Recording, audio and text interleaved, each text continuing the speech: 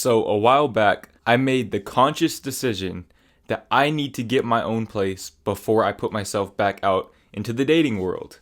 Okay, and that's for a variety of reasons. For one, I value my privacy a lot. Okay, I need my privacy. And that doesn't just apply to when I'm with somebody that I'm dating, but I need my privacy in general. I don't want roommates. I don't want to live with people. I just want to have my own space. That's very important to me. The second reason is because of this story right here. So about a year ago, and now that I think about it, it might have been a year ago exactly, like at this point in time. I think today's December 15th. So yeah, about a year ago, me and this girl started talking. Okay, me and this girl were talking, and she was the second girl that I had ever talked to. So I didn't have much dating experience at all. Okay, now, mind you, me and this girl were not compatible whatsoever. We had nothing in common. And looking back on it, like I knew all of this. I knew that we had nothing in common. I remember thinking to myself, like, yo, I can never be friends with this girl. How am I going to date her? But at this time, I was so lonely that I was basically willing to settle for the first person that I can meet in real life.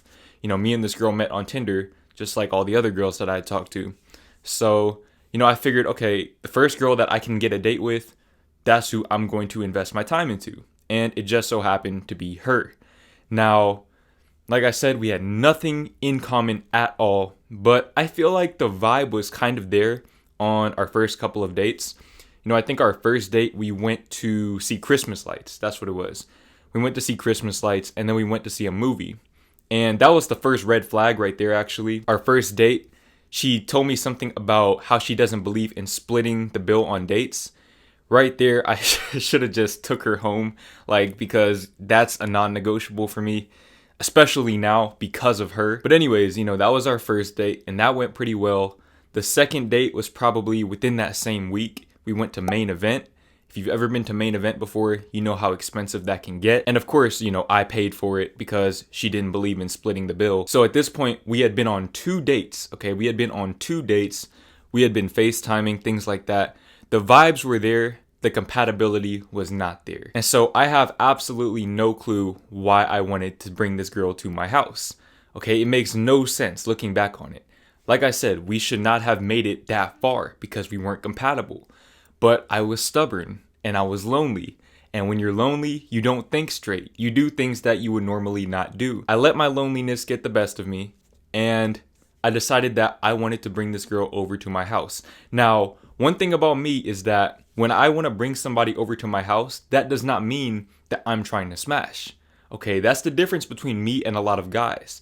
When I bring you over to my house, it's because I want to bring you to my safe space. Okay, my safe space, my room, my sanctuary. This is my place that I come to when I want to be alone. Like I said, I value my privacy. So if I take you to my safe space, it doesn't necessarily mean that I'm trying to smash. It just means that I'm really invested into you at this point, which I was. Like I said, I was lonely and I wasn't thinking straight. So I decided I wanted to bring this girl over to my house. So I remember how that night went. I think I was playing basketball with my friends. On the way home, I decided to call her and see if she wanted to come over. Matter of fact, no, I think I called her to see if she wanted to hang out, like go out on a date first. And she said no because she was too tired or whatever. So I was like, why don't you just come over to my place instead? I'll pick you up, because she didn't have a car. So she said yeah. And I was like, all right, bet, I'm on my way. So, I drive over to her place and I pick her up. And, the vibes there were chilling, we're talking, listening to music or whatever on the way to my place. And I think on the way there, we stopped at McDonald's too, and I bought her food. She still owes me money. She owes me, I'm not even gonna, I need to find the receipts or something. She owes me, a good amount of money right now. But anyways, got her food, and I brought her over to my place. Before I brought her to my place, I texted my parents in advance because I knew they would be home, and I did not want them to embarrass me. Now, when I texted them, I think I said something along the lines of, I'm bringing this girl over, yada, yada, yada. And when I sent that, I thought that they were going to stay out of the way. That was my intention, and that's probably my fault for not communicating that effectively. But when I told them that I was bringing somebody over, like I said, I just didn't want to get embarrassed. So I assumed that when I got there, they were going to be in their room doing their thing. Okay, so fast forward maybe 20 minutes, we get her food and everything. We pull up to my house and we walk through the front door. And my dad walks down the stairs to greet us at the front door. Okay, this man was wearing a polo and some khakis. It was like 9:30 at night. My dad works from home. Okay, he was not wearing that outfit when I left the house. That means that he dressed up just for that meeting. Now, I appreciate the thought behind it. Okay, he wanted to be presentable, but me and this girl had only been talking for like 2 weeks at the most. Okay, we had only went on 2 dates before. I didn't know this girl like that. I did not know her like that, and she did not know me like that, to be introducing ourselves to each other's families. But my dad came down the stairs and my dad introduced himself and he gave his whole government name. It's hard for me to articulate just how awkward this moment actually was. Okay, like I can tell she was blindsided by it.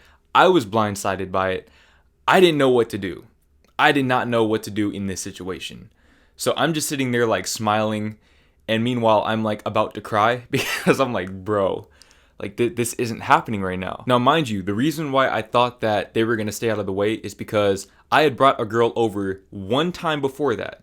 Okay, and I don't really count that because she didn't come over just to come over. I think she came over and then we like went thrifting or something like that. This time, this girl was coming over just to come over. But I thought that my parents were going to give that same energy where they just stayed out of the way, because that first time, my dad stayed in his room, no introductions, nothing like that. But obviously, I was mistaken in this assumption. And like I said, I did not know what to do. Okay, me and her, we didn't like talk about this or anything like that. We just kind of acted like it didn't happen. And then after that, my dad said, "Oh, why don't you go introduce her to your mom?" And I was like, "No, I don't, no, I don't think that's a good idea." But he's like, "Yeah, go introduce her to your mom, And I didn't want to be like rude, I didn't want to make it seem like I didn't like her enough to introduce her to my parents. But like, I didn't. Okay, like I didn't. Truth be told, I didn't.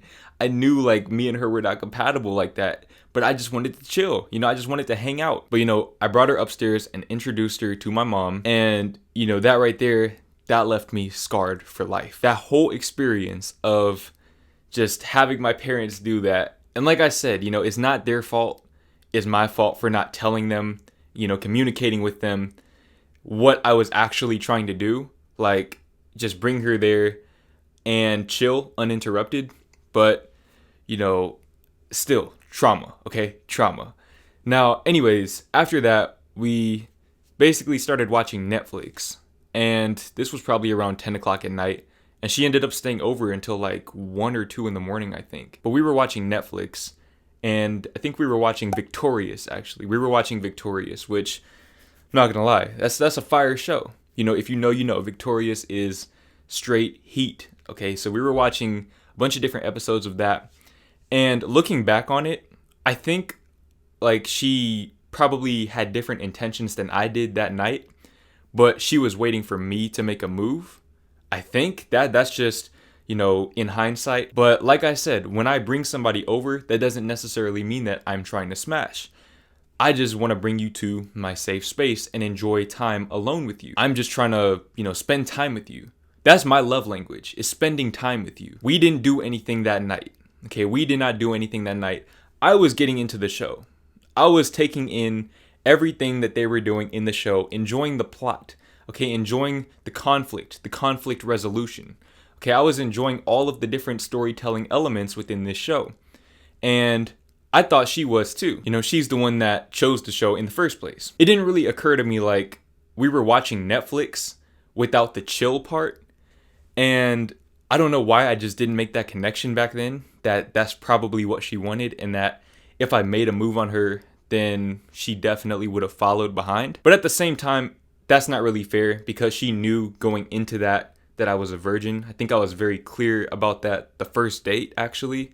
That's something that I'm always pretty adamant about disclosing with the girl so that they don't expect anything from me like that. But the main reason why I think that she had different intentions than I did And I think that she was left a little bit salty about that whole experience, is because after that night, I don't think I ever saw her again. Like, looking back on it, I think that was the last time I actually saw her in person. And, we kept texting after that, but she started to become distant. And probably by about Christmas time, we had stopped talking completely. And she blocked me on like all platforms. Like, it was bad. Like, she straight up ghosted me, a hard ghost. And then a few months later, when I started talking to someone else, she decided to try to get back into my life. She decided to hit me up then, which is crazy to me.